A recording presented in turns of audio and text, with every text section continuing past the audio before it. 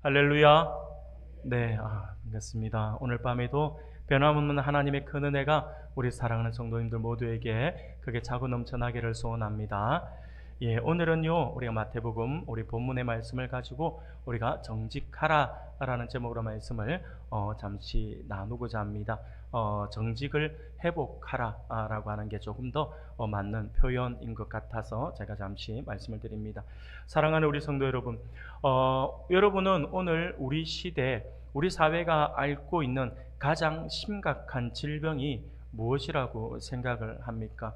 아마 여러 가지 여러분들이 생각하는 부분들이 있을 거예요. 우리 사회가 이런 부분에 있어서 너무나도 심각한 병에 걸린 것 같아. 또 우리 사회 전체가 어떤 이런 심각한 질병에 걸려 있는 것 같다라고 하는 생각들을 할 수가 있습니다. 여러 가지를 할 수 있지만 어느 사회학자가 말하기를 우리 지금 이 시대에 우리 사회 안에 있는 심각한 질병에 대해서 이야기를 하는데, 그 질병은 다름이 아니라 부정직이다라고 이렇게 평가를 하는 그러한 이야기를 들은 적이 있습니다. 그런데 여러분, 이것은요, 우리 사회만 겪고 있는 그러한 질병이 아닙니다. 전 세계적으로 앓고 있는 질병이라고도 할 수가 있을 듯합니다. 어느 책을 보니까요, 미국에 이렇게 비교해서 이야기를 했는데, 미국인의 91%가 생활의 편리를 위해서 거짓말을 하고 있다라고 하는 통계가 나와 있더라고요. 아마 미국인뿐만 아니라 모두가 다 그런 것 같아요. 그리고 가운데 미국인들 가운데 36%에 해당되는 사람들이 아주 심각하고 남에게 해가 되는 거짓말을 한다라고 하는 그러한 평가, 그러한 조사도 나왔습니다. 또한 믿을 만한 통계조사에 의하면요, 우리가 평범하게 살아가는 우리 모든 현대인들을 대상으로 해서 이야기를 하는데, 이게 믿을 만한 이 통계조사에 의하면요, 100명 중에 자그마치 97명이 1년에 1000번 이상의 거짓말을 한다라고 하는 그러한 글도 읽어본 적이 있습니다. 숫자를 어떻게 셌는지는 모르겠지만 그런 통계가 나와 있어서 깜짝 놀랐습니다. 근데 가만히 생각해 보니까 우리가 숫자를 세지는 않았지만 충분히 가능할 것 같아요. 1년에 1000번 이상이면, 여러분들 1000번 그러니까 많잖아요. 근데 1년 365일로 나누어 보세요. 하루에 3번만 거짓말을 해도 몇 번이 됩니까? 1000번이 아주 가볍게 넘어가죠. 1000번이면 아주 작게 거짓말을 하는 것 같다라는 생각이 들더라고요. 그만큼 여하튼 정말 이제 우리 지금 현대인들의 삶 속에서 가장 큰 질병은 이 거짓말, 이 부정직이 아닐까라는 생각이 들어집니다. 이와 같이 거짓말은요, 사람이 살아가는 곳에는 항상 존재하는 것 같다라는 생각이 들어집니다. 사랑하는 여러분, 그렇다면 우리나라 사람들이 가장 많이 하는 거짓말 한번 생각해 볼 수 있겠죠. 아마 여러분들도 아마 많이 알고 있을 거예요. 많이 알고 있을 건데, 어느 조사의 글을 보니까 우리나라 사람들이 가장 많이 하는 거짓말 베스트 5가 있더라고요. 여러분들도 아시는 내용 가운데 하나일 거예요. 5위가 뭐냐면 지하철에서 5분 거리입니다 라고 하더라고요. 지하철에서 5분 거리, 사실 달리기 선수가 와서 빠르게 달려도 불가능한 거리를 지하철에서 5분 거리 이렇게 많이 광고를 한다라고 하더라고요. 4위는요, 음주운전자들이 하는 거짓말이라고 합니다. 딱 한 잔밖에 안 마셨다라고 하는 거짓말이래요. 3위는요, 여러분들 잘 아실 거예요. 이제 3위는요, 음식 배달점에서 하는 거짓말이랍니다. 금방 출발했어요. 곧 도착할 겁니다. 그렇게 말하고 나서 최소 10분 이상의 시간을 더 기다려야 되잖아요. 2위는요, 장사꾼이죠. 장사꾼. 오늘 미치고 장사하는 것입니다. 이거는 여러분들이 아시는 겁니다. 그러면 대망의 1위는 뭘까요? 여러분들이 생각하는 그거, 저는 이게 보통 우리가 많이 나누는 거기 때문에 이걸 거야 생각했는데 그게 아니더라고요. 제가 이걸 거야 생각했던 거는 어르신들의 거짓말, 나이 들면 이제 빨리 가야지, 이런 거짓말, 이 거짓말이라고 생각했는데 그게 아니더라고요. 1위가 뭘까요?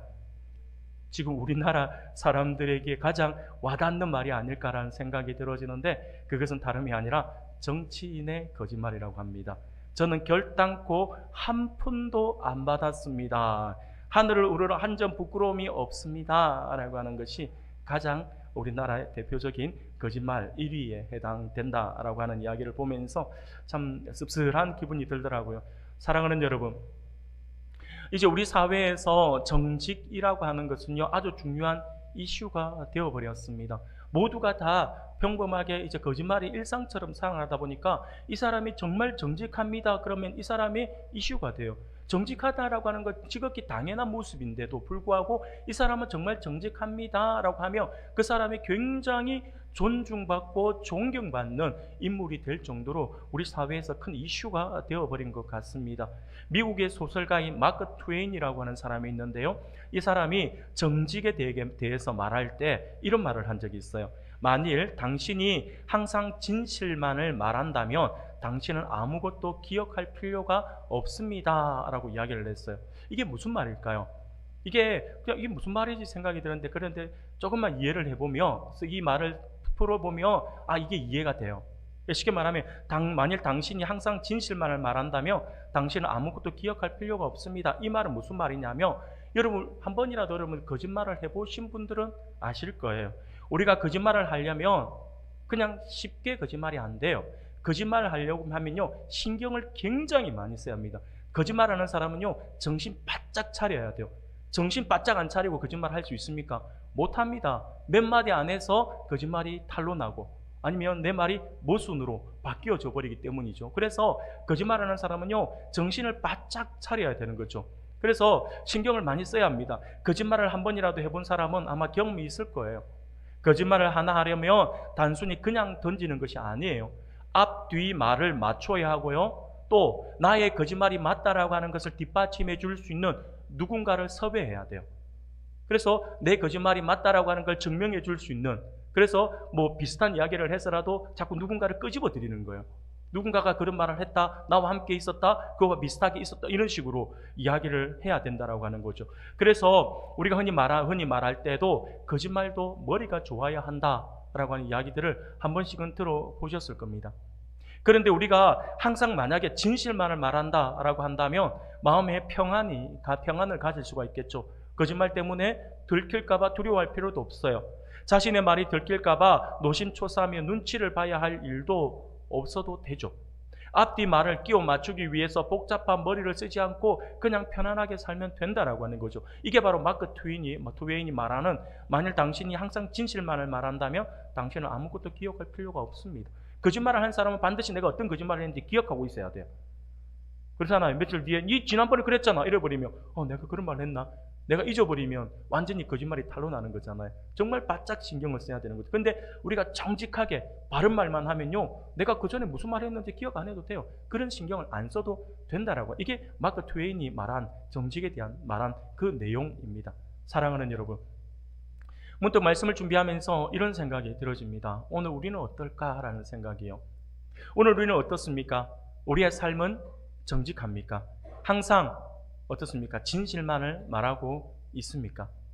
산상수훈에서 예수님은 우리가 정말 구원받은 천국의 백성이라고 한다면 우리의 의가 서기관과 바리새인의 의보다 나아야 한다라고 그렇게 말씀을 합니다. 우리가 정말 구원받은 하나님의 백성이라고 한다면 겉모습보다는 진정한 마음의 변화가 있어야 한다라고 하는 것이죠. 그것이 천국 백성의 모습입니다. 그래서 예수님은 살인하지 않는 겉모습보다 마음의 분노에 대해서 말씀을 하셨던 것이죠. 그리고 간음하는 행위보다 마음속에 품은 음욕에 대해서 오늘 본문을 앞부분에서 그것을 이야기하고 있습니다. 그리고 오늘 본문을 통해서 정직에 대해서 말씀을 하고 있는 것입니다. 오늘 본문은요, 우리가 어떻게 보면 맹세에 대한 이야기잖아요. 맹세에 대한 말씀이지만 이 맹세는 겉으로 보여지는 것이고, 예수님은요, 우리에게 더 중요한 마음의 진실성, 정직에 대해서 말씀을 하고 있는 것이 오늘 우리가 읽은 본문의 말씀입니다. 하나님은 구약의 여러 구절들을 통해서 당시의 백성들에게 맹세에 대한 가르침을 가르치셨어요. 먼저 하나님은요, 사람이 하나님의 이름으로 거짓 맹세하면 안 된다라고 말씀을 하십니다. 레위기서 19장 12절이에요. 레위기서 19장 12절 우리가 같이 한번 읽어볼까요? 같이 읽겠습니다. 시작. 너희는 내 이름으로 욕되게 하지 말라. 나는 여호와이니라. 아멘. 또한 십계명에도 하나님의 이름을 망령되이 일컫지 말라라고 기록을 하고 있죠. 하나님의 이름을 걸고 거짓 맹세하는 것은 하나님의 백성이 해서는 안 되는 일이다 라고 하는 것입니다. 그러나 하나님의 백성들은 경솔한 그러한 소원을 예방하는 수단으로서 하나님의 이름으로 맹세할 수가 있습니다. 쉽게 말씀을 드리면 맹세 자체가 무조건 안 된다, 맹세는 하지 말라라고 하는 게 아니에요. 맹세도 어떻게 보면 하나님께서 허락하는 부분들이 분명히 있습니다. 하나님께서도 당신의 이름을 걸고 맹세하신 것도 있거든요. 하나님은 하나님의 이름으로 맹세하는 것을 원천적으로 금하신 분은 아니에요. 신명기 10장 20절 말씀을 보면요, 이렇게 말씀을 해요. 우리가 같이 한번 읽어볼까요? 내 하나님 여호와를 경외하여 그를 섬기며 그에게 의지하고 그의 이름으로 맹세하라 라고 말씀을 하죠. 맹세가 무조건 안 된다라고 하는 건 아니에요. 할 부분은 허용되는 부분도 분명히 있습니다. 히브리서 기자는요, 히브리서 6장에서 하나님이 아브라함에게 하신 맹세를 우리에게 상기시켜 주고 있어요. 하나님은 아브라함에게 하신 축복의 약속이 그의 후손들을 통해서 반드시 성취될 것이다 라고 하는 것을 보증하시기 위해서 하나님은요, 하나님 자신을 두고 맹세하셨다라고 하는 거예요. 하나님보다 더 큰 이름이 없으니까요. 하나님의 그 이름을 가지고 하나님의 그 존재 자체를 가지고 맹세를 하셨다라고 하는 거죠. 하나님께서 그리 하셨어요. 마찬가지로 믿는 자들에게 맹세는요, 우리의 진실성을 강조하기 위한 아주 좋은 방법일 수도 있습니다. 맹세의 목적은 약속의 중요함과 엄숙함을 강조하는 것입니다. 그런데 문제는 뭐냐면 하나님께서 허락하시는 이 맹세를 자칫 잘못하며 잘못 이용을 하며 그것으로 하나님의 이름을 망령되이 읽을 수도 있다라고 하는 거죠. 그 대표적인 예가 바로 당시의 서기관과 바리새인들이었어요. 서기관과 바리새인들은요, 다른 모든 가르침과 마찬가지로 이 맹세에 대한 말씀도 외형적이고 율법적인 것으로 그렇게 받아들였습니다. 뭐든지 율법에 글에 있는 그 글 그대로 받아들이고 그것을 또 해석하기 위해서 또 다른 율법을 만들어내어서 수많은 사람들을 괴롭히고 힘들게 했던 사람들이 바로 이 서기관과 바리새인들이었어요.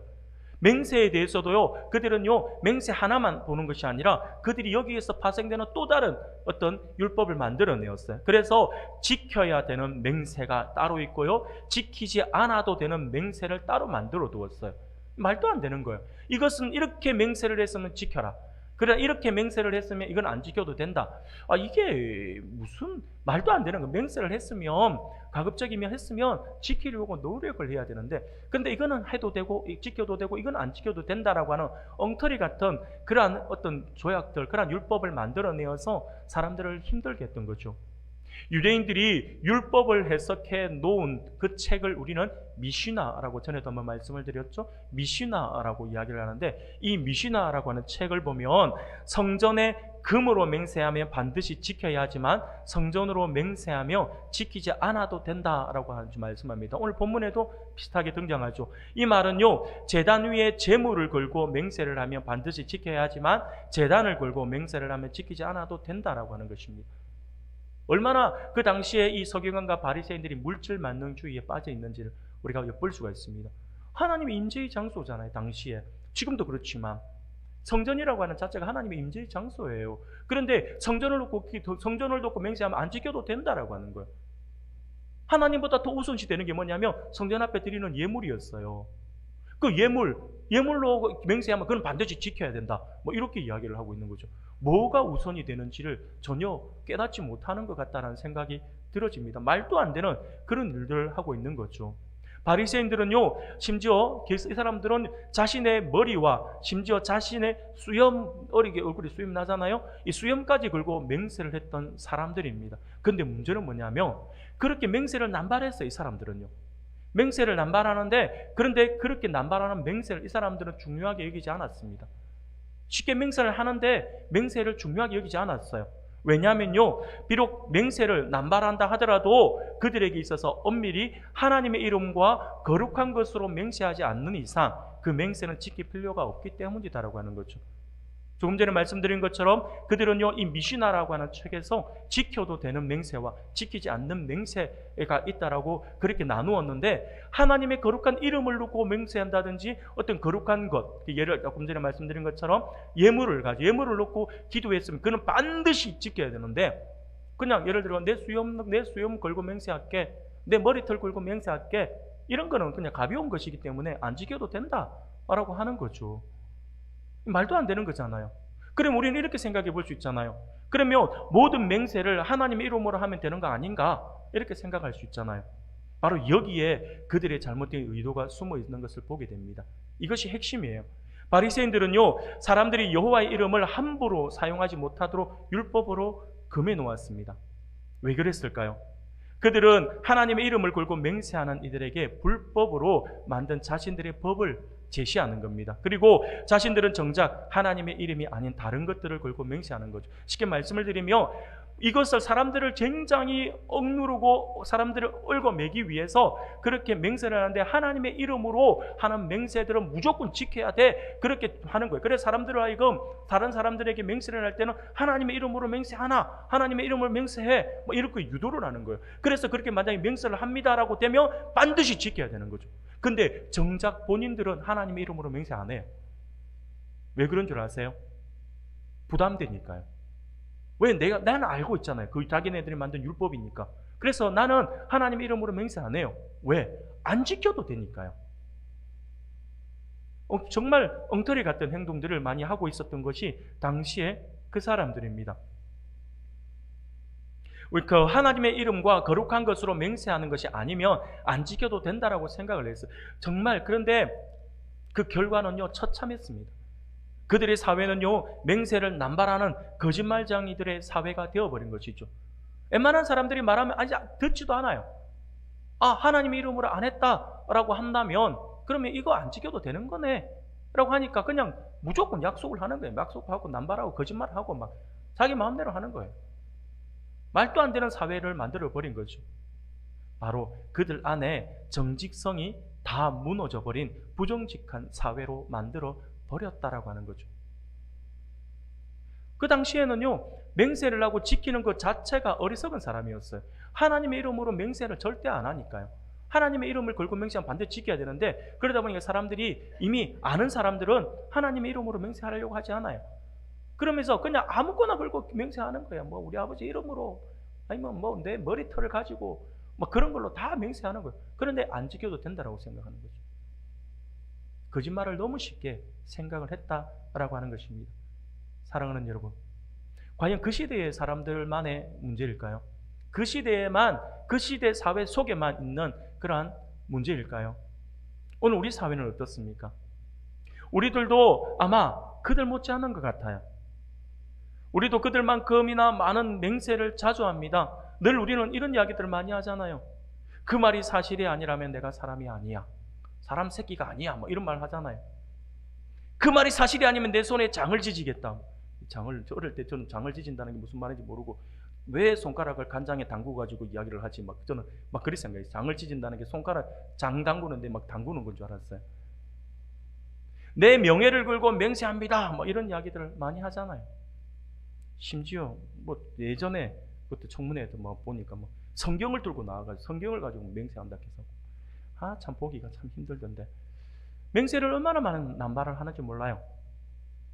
그럼에도 불구하고 세월이 가면 갈수록 우리는요, 사람들을 더 믿지 못합니다. 그 맹세가 이제 헛것이다라고 하는 걸 아니까 사회 전체가 정말 믿음이 정말 많이 떨어집니다. 오늘 우리 사회 속에서 정말 신뢰라고 하는 것 자체가 굉장히 좀 어려운 단어인 것 같아요.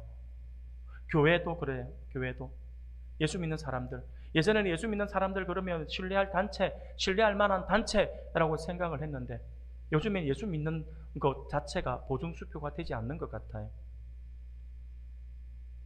참 심각한 사회를 살아가고 있다는 생각이 드는 것 같습니다. 사랑하는 여러분, 과연 우리 오늘날 조금 금방 말씀드린 것처럼 우리 그리스도인들의 말들은 정말 믿을만 할까라는 생각이 문득 많이 들었어요. 아마 이 부분에 대해서, 이 말에 대해서 아마 우리 모두가 스스로가 생각할 거예요. 모두가 자유로운 마음은 아닐 거다라는 생각이 들어집니다. 사랑하는 여러분, 우리 그리스도인들은요, 정직해야 합니다. 예면 예이고 아니면 아니요가 되어야 합니다. 또한 자신의 말을 합리화하거나 정당화하기 위해 없는 말을 덧붙이지도 말아야 합니다. 있는 그대로 이야기해야 됩니다. 내 말을 합리화하기 위해서 없는 말을 가지고 오는 거예요. 끄집어 오는 거예요. 비슷한 이야기만 다 묶어 가지고 이야기하려는 사람이 있어요. 한 몇몇 사람들의 이야기를 듣고 마치 모두의 이야기가 다 모두의 의견인 줄 알고 막 그렇게 이야기하는 사람이 있다니까요. 잘못된 거예요. 사회가 부정직하다고 해서 나도 그렇게 살아도 된다라고 하는 것은요, 비겁한 자기 변명일 뿐입니다. 우리 그리스도인들은요, 부정직한 사회임에도 불구하고 정직하게 살아야 합니다. 그것이 세상이 우리 교회를 향해 바라는 모습입니다. 뿐만 아니라 더 나아가서 하나님께 영광을 돌려드리는 그런 삶이 되는 것이겠죠. 그러므로 오늘 우리 하나님의 백성들은 잃어버리고 소멸시켜버린 우리 안에 있는 정직을 회복하고자 노력해야 할 것입니다. 사랑하는 여러분, 그러면 우리가 어떻게 우리 안에 잃어버린 이 정직을 회복할 수가 있을까요? 오늘 본문을 중심으로 해서 오늘 그 부분에 대해서 우리가 잠시 살펴보면서 하나님의 은혜를 나누고자 합니다. 사랑하는 우리 성도 여러분, 우리가 어떻게 정직을 회복할 수가 있을까요? 첫 번째는요, 모든 맹세는 다 중요하다라고 하는 것을 인식해야 돼요.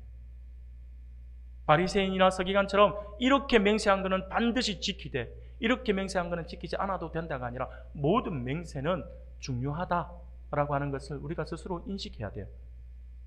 예수님은요, 자신들의 논리와 사고 속에서 자신들이 정한 법에 빠져 살아가는 바리새인들을 아주 혹독하게 꾸짖었어요.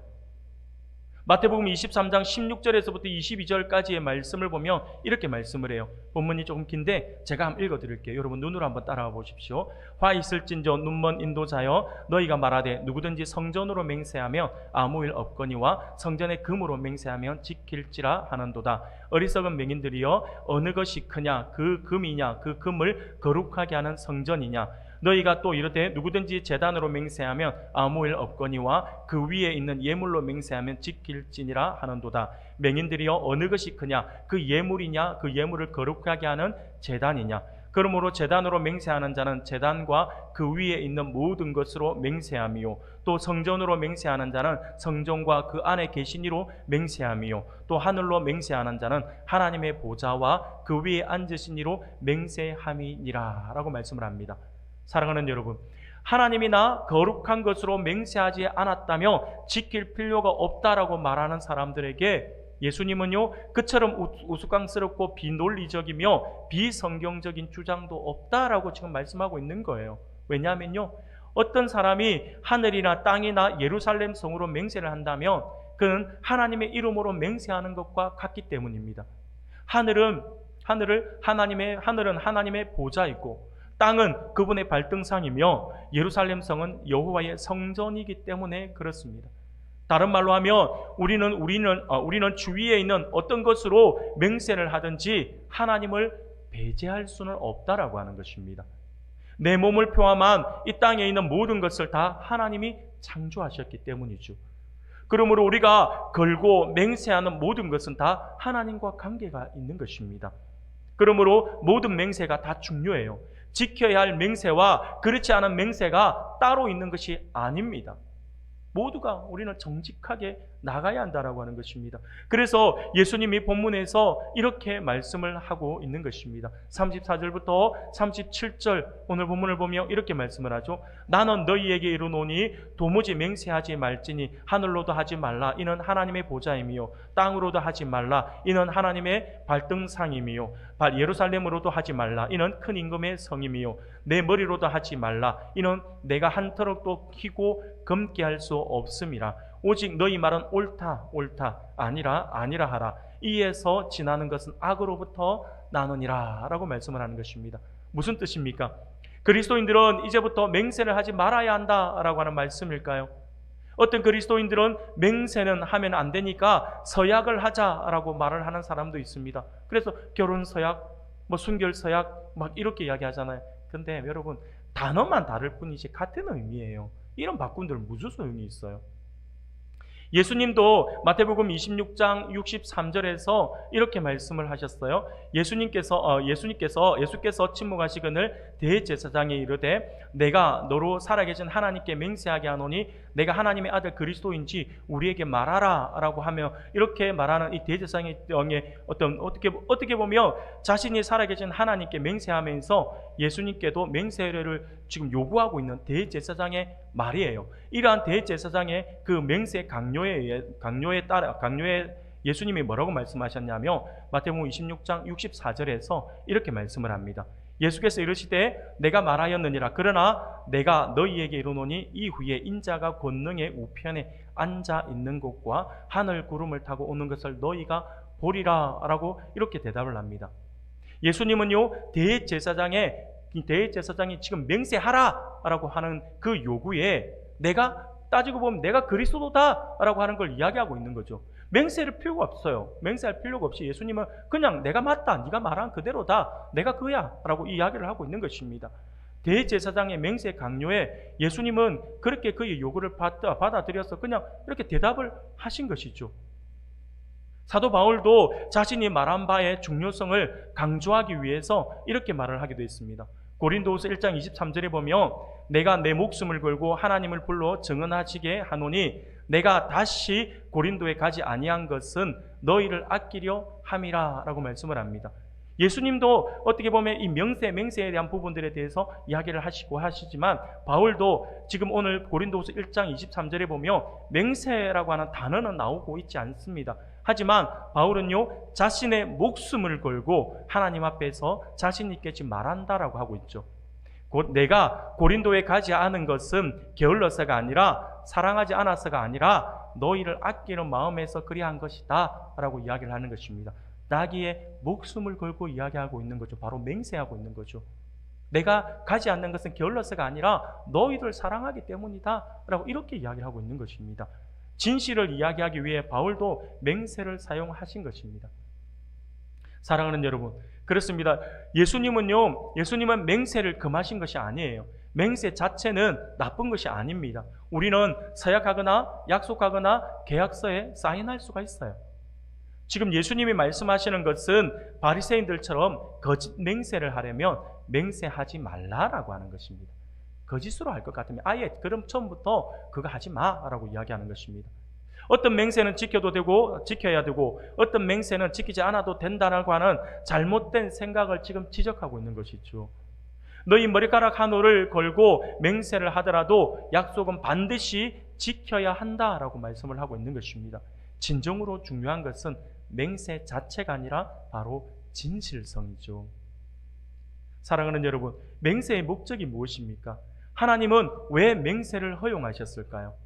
그것은 정직과 진실을 위한 것입니다.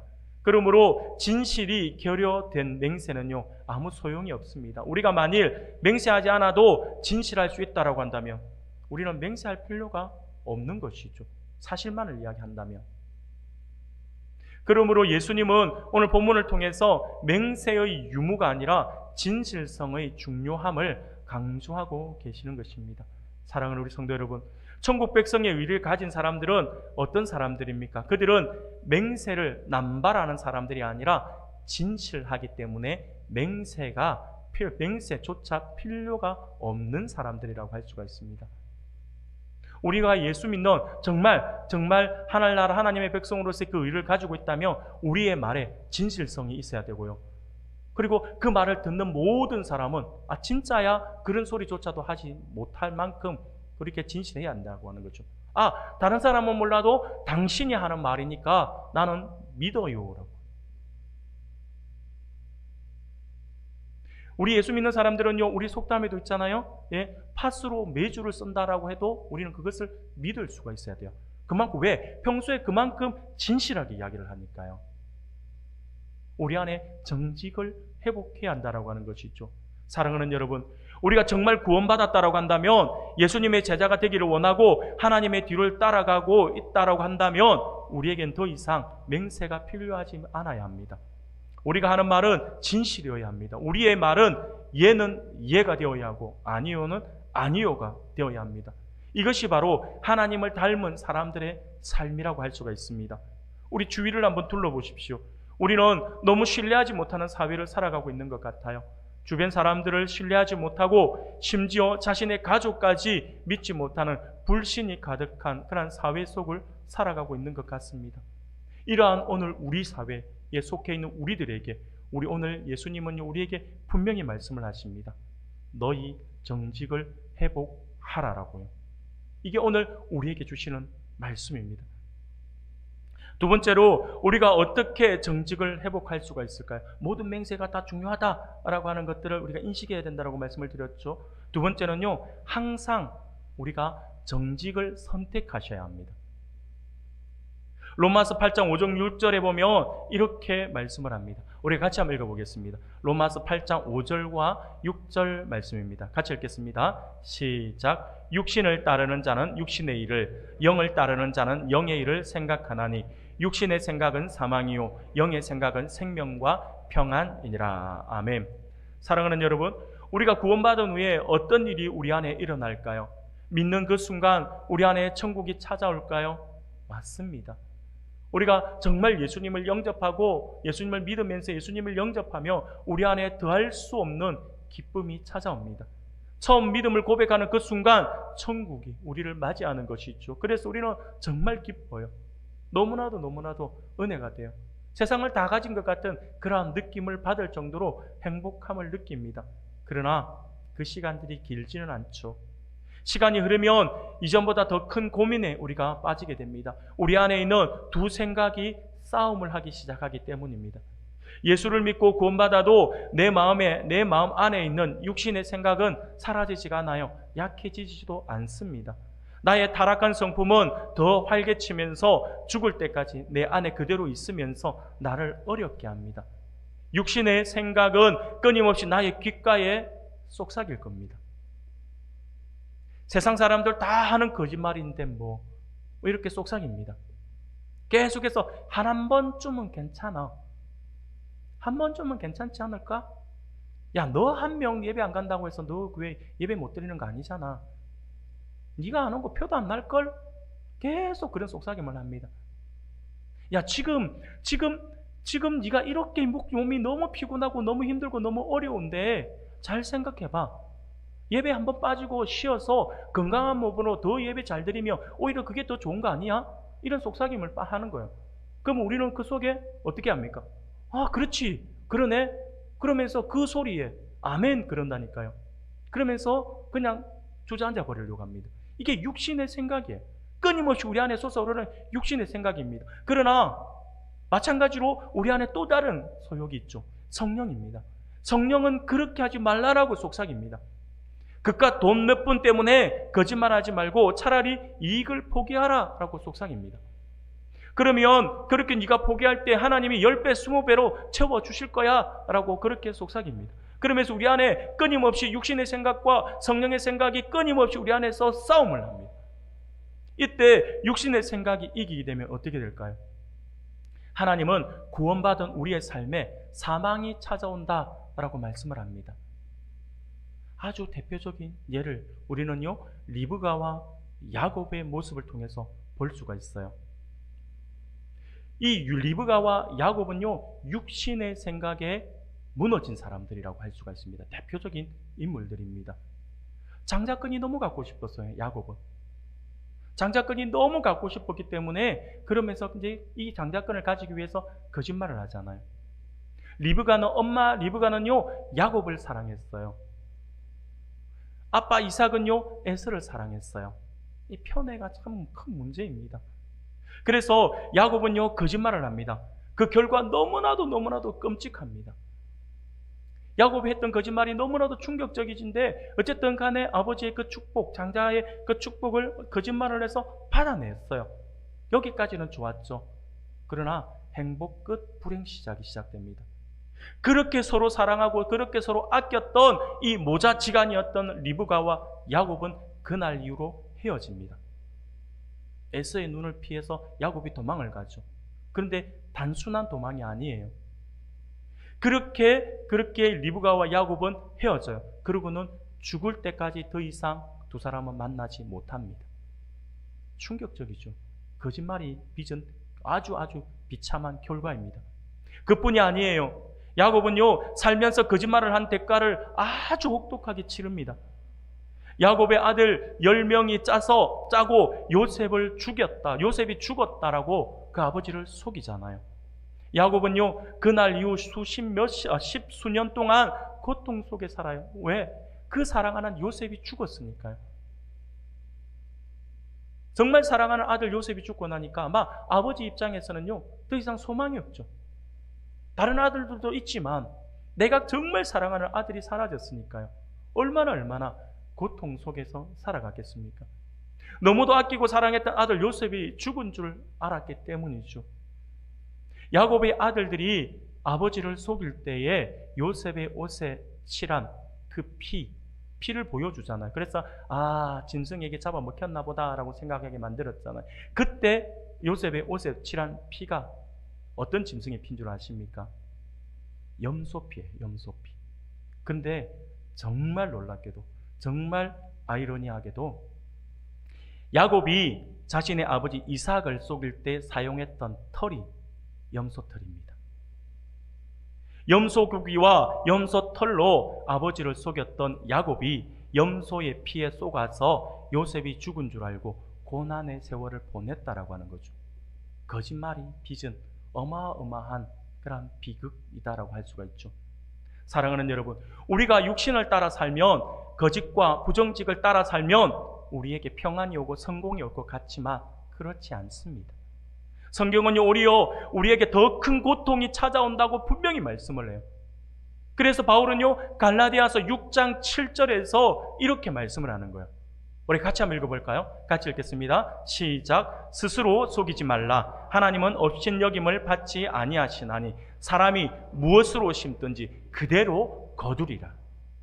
우리가 거짓을 심으면 거짓을 거두게 될 것이고, 진실을 심으며 진실을 거두게 될 것입니다. 사랑하는 여러분, 그러므로 우리는 늘 정직을 선택해야 합니다. 그래서 항상 정직을 심어야 합니다. 그러면 우리는 반드시 정직의 열매를 거두게 될 것입니다. 그 사실을 믿고 더욱 삶 속에서 정직을 선택하여 살아가는 그런 노력을 하는 우리 모두가 되기를 소원합니다. 마지막으로 하나 더 말씀을 드리겠습니다. 우리가 어떻게 정직을 회복할 수가 있을까요? 세 번째는요, 신실한 믿음의 공동체 안에 거하고자 노력해야 합니다. 정직한 공동체 안에 계속 들어가야 되는 거예요. 정직한 공동체 안에 들어가 있지 않으면요, 나도 모르게 거짓말에 휩쓸리게 되어 있어요. 정직한 공동체 안에 들어있으면요, 내가 정직밖에는 듣는 게 없으니까 나도 정직하게 이야기할 수밖에 없는 것이죠. 지금 나에게는 믿음의 온전한 공동체, 믿음의 친구, 영적인 관계 등을 포함해서 나의 실수를 고백하고 기도를 청할 수 있는 사람이 있습니까? 솔직하게 내 잘못을 다 털어놓고 기도 부탁할 수 있는 사람이 있느냐고요. 혼자 힘으로는 이 세상을 결단코 이길 수 없어요. 혼자서는 거짓말하지 않고 정직하게 살아가기가 너무나도 힘든 사회이죠. 예외는 없습니다.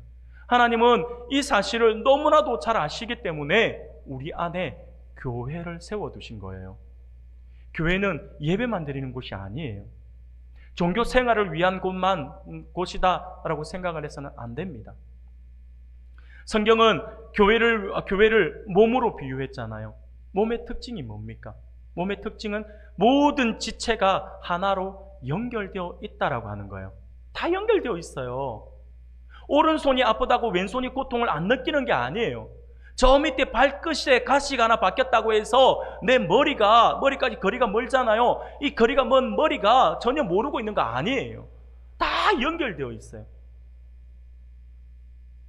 눈과 손이 멀리 떨어져 있는 것도 같아도 밀접하게 하나로 연결되어 있습니다. 눈에 작은 티라도 들어가 보세요. 손이 당장에 달려가서 비비고 몸은 반응을 하고 눈물을 쏟아내게 되고, 그러면서 어떻게 해서든지 그 눈 안에 든 티끌을 빼내려고 몸 전체가 거기에 신경을 쓰잖아요. 다 연결되어 있기 때문에 그래요.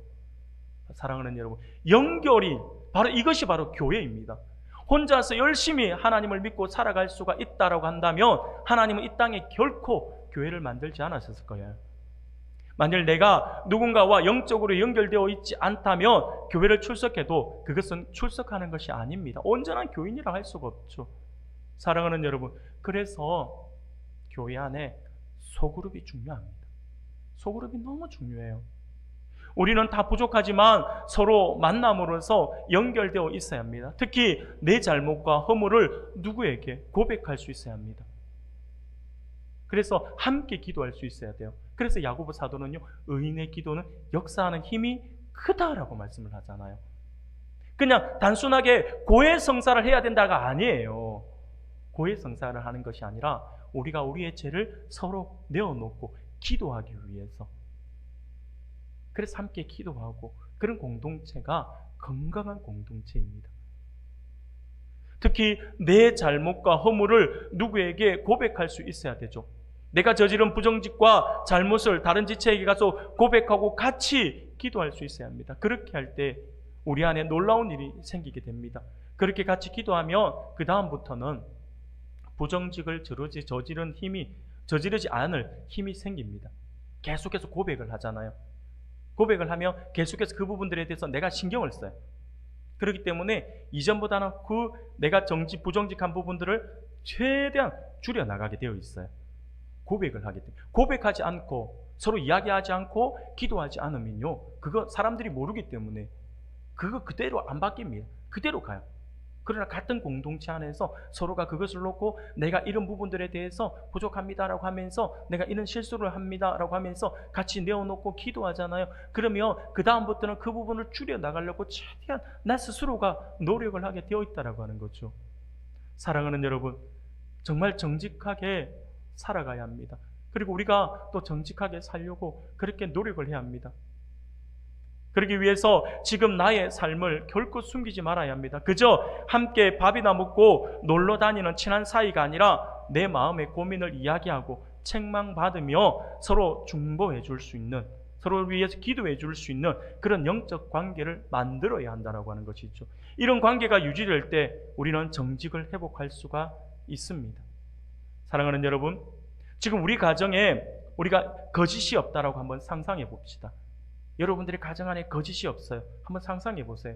나의 남편, 나의 아내는 정직한 사람이야 라고 하는 말을 듣는다라고 생각해 봅시다. 아니, 우리의 자녀들에게 우리의 부모님은 정직한 분이야, 우리 부모님은 거짓말 안 하십니다 라고 그렇게 평가를 받고 그런 이야기를 들을 수 있다면 우리는 우리의 자녀들에게 더할 수 없는 그러한 유산을 안겨주고 있는 것과 같습니다. 우리의 자녀들은요, 분명 자부심을 가지고 살아갈 거예요. 사랑하는 여러분, 자녀들은요, 우리가 생각하는 것보다 훨씬 더 눈치가 빠르고 깊이 있게 생각을 합니다. 부모의 거짓말을 그대로 학습하죠.